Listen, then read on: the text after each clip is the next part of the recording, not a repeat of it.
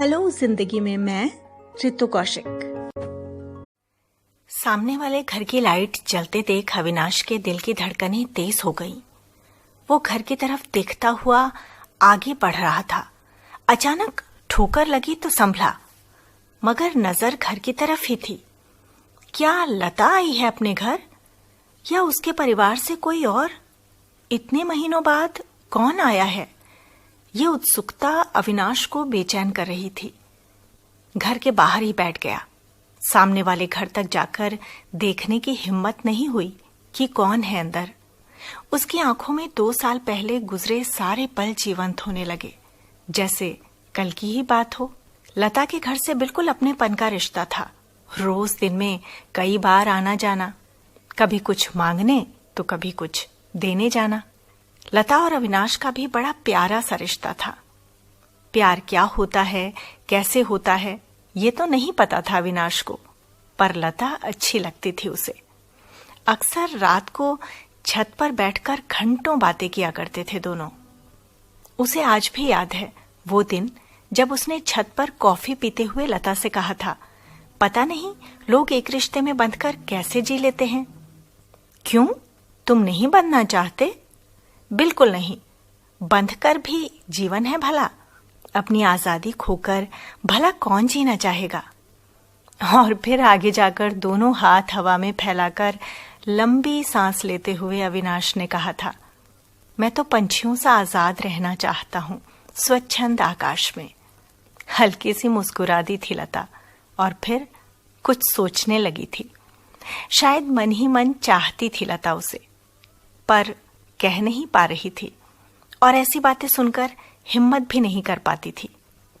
अविनाश अपनी post graduation पूरी कर चुका था, नौकरी की तलाश में था।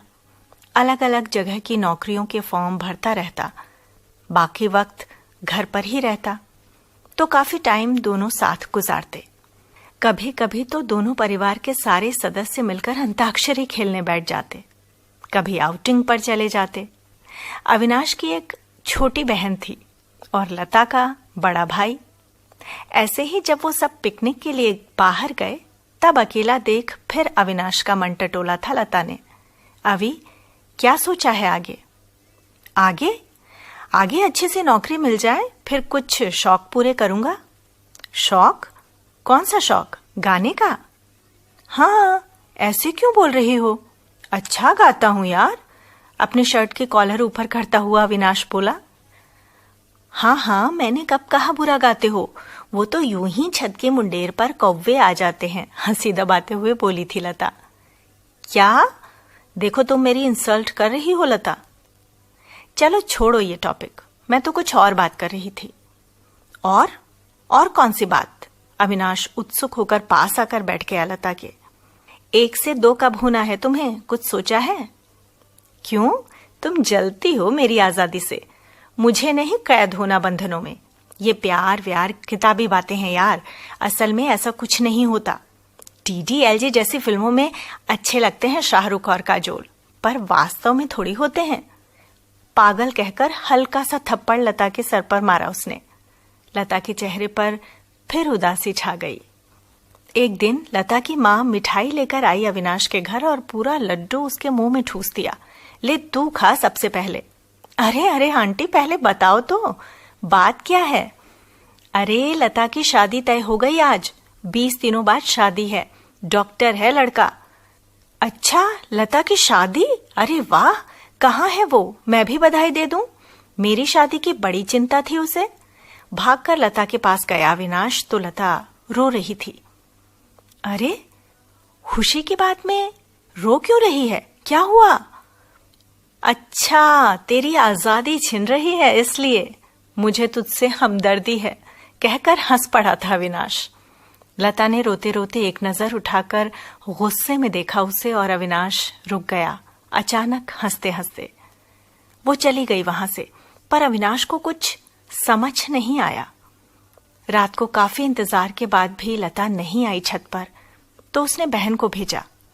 उसने आकर बताया कि भैया आंटी कह रही है परसों गांव जाना है, वहीं से करेंगे शादी, बहुत तैयारियां करनी है। अब लता को छत पर बात करने का वक्त नहीं। बहुत बातें कर ली तुमने। एक झटका सा लगा अविनाश को, जैसे अचानक किसी ने कोई प्यारी चीज छीन ली हो उससे। तो क्या अब लता कभी नहीं बैठकर बातें करेगी मेरे साथ? हम एक साथ कुछ भी शेयर नहीं कर पाएंगे? अपने आप से पूछ रहा था वो ये सवाल जिनके जवाब नहीं मिल रहे थे उसे। ये पहली सुबह थी जब लता नहीं आई थी उसके घर। कितना सूना लग रहा था घर, पर उसे तो पता ही था कि शादी होगी किसी दिन, फिर इतना खराब क्यों लग रहा था उसे? ये वो समझ नहीं पा रहा था। लता उसकी आदत बन गई थी। कुछ अच्छी बात बतानी हो तो लता, कुछ बुरा हो गया हो तो लता, मुश्किल आ गई तो लता, घूमने जाना हो तो लता। कहाँ नहीं थी लता? ओह गॉड, ये तो सोचा ही नहीं। उसके बिना तो कभी जिया ही नहीं मैं। सोचते हुए दोनों हाथों से सर पकड़कर बैठ गया अविनाश। कुछ सोचकर लता के घर गया और उसका हाथ पकड़कर छत पर ले गया उसे। अरे अभी क्या हुआ? क्या बात है, बताओ तो। कुछ नहीं लता, तुम कल जा रही हो हमेशा के लिए? तो शादी करके तो जाना ही होता है ना सबको? लता की आवाज में गुस्सा था। पर लता, तुम हमेशा के लिए चली जाओगी तो मैं किसके साथ बातें शेयर करूंगा? कौन मुझे समझाएगा? अब तुम्हें समझाने के लिए मैं जिंदगी भर कुंवारी तो नहीं बैठ सकती ना। लता की आंखें भी भर आई थी। कर लेना किसी से शादी जो जिंदगी भर तुम्हारे साथ रहे। झटके से सर उठाया अविनाश ने। लता की आंखों में आंसू थे जो सब कुछ बिना कहे बोल रहे थे। लता का अविनाश से प्यार, अविनाश का इनकार, बिना मन की शादी का दुख, सब कुछ। अविनाश सब समझ गया। क्यों लता बार बार उससे शादी के बारे में पूछती थी, क्या जानना चाहती थी वो, और हर बार उसका दिल तोड़ देता था। पर इस बात से वो खुद अनजान था कि वो खुद भी बहुत प्यार करता है लता से। एक पल भी नहीं रह सकता उसके बिना। उसके मुंह से बस इतना ही निकला, लता तुम मुझसे?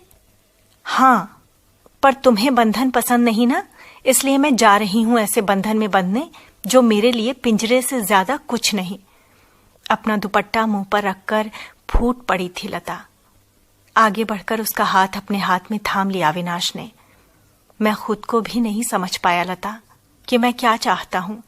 मुझे माफ कर दो, मत जाओ मुझे छोड़कर। लता ने हाथ छुड़ाया और आंसू पोंछकर बोली, अब देर हो गई अविनाश, तुमने समझने में देर कर दी। कहकर वहां से चली गई लता और अविनाश देखता रहा अपलक उसे जाते हुए। सुबह सारा घर उन्हें विदा करने गया सिवाय अविनाश के। वो खिड़की में से देखता रहा। उसे लग रहा था जैसे उसका दिल कोई मुट्ठी में भींच रहा हो, जैसे सब कुछ छिन गया हो। वो देखता रहा लाचार असहाय बनकर। किसी से कुछ कह भी नहीं सकता था, बस घुटकर रह गया।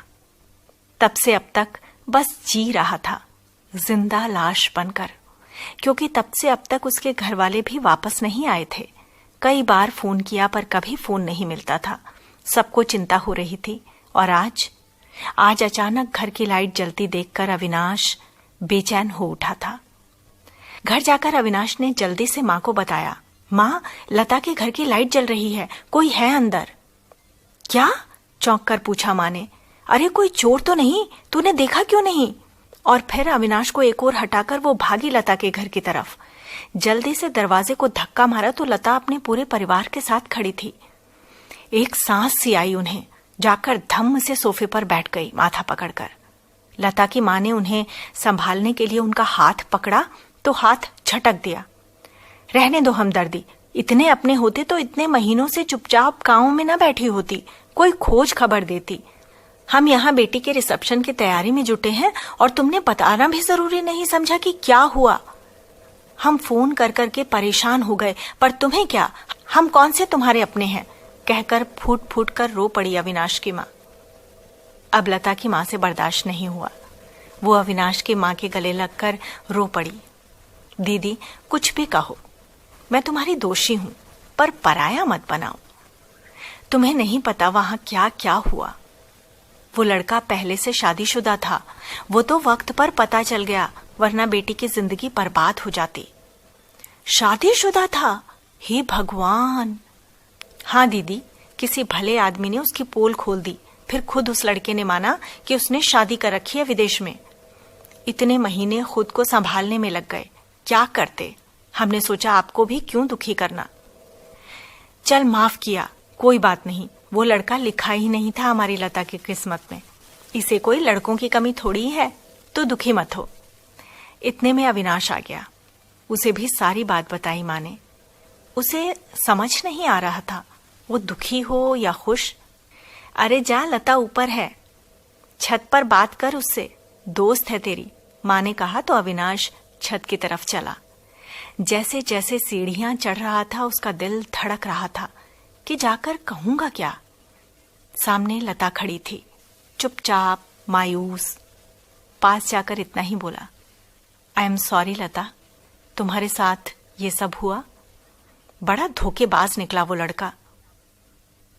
सॉरी नहीं, थैंक यू बोलो मुझे। अचानक चौंक कर देखा लता को। Thank you? वो क्यों? वो इसलिए कि उस लड़के ने मुझे धोखा नहीं दिया, बल्कि मेरे कहने पर मेरी मदद की है। कैसी मदद? अविनाश, मैं यहां से चली तो गई गुस्से में, पर जैसे जैसे शादी नजदीक आ रही थी दिल डूब रहा था। किसी और के साथ रहने के ख्याल से भी मन कांप जाता था। इसलिए बहुत सोच समझ कर जो समझ आया कर दिया। उसे सारी बात बताई तो उसका दिल पसीज गया और उसने ये तरकीब निकाली मेरी मदद की। मुझे उसके लिए बुरा तो लगा, पर मेरी जिंदगी घुट घुट कर नहीं जीनी थी मुझे। तुम पागल हो लता? अविनाश की आंखें छलक आईं। जानती हूं, तुम भी तो पागल हो। कैसी रहेगी तो पागलों की जोड़ी? कहकर हंस पड़ी थी लता। अविनाश ने उसे गले लगा लिया था।